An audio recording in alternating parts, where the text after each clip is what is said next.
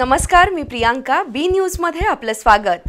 पाहुयात दिवसभरातील ठळक घडामोडी.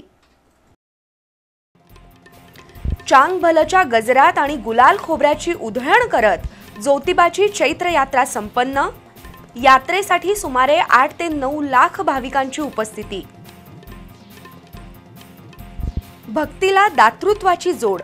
दख्खनचा राजा ज्योतिबाच्या यात्रेनिमित्त झाले अनेक सेवाभावी उपक्रम. उथळ आणि प्रक्षोभक वक्तव्य करून जिल्ह्यात दंगल घडवण्याचा आमदार सतेज पाटील यांचा कट असावा.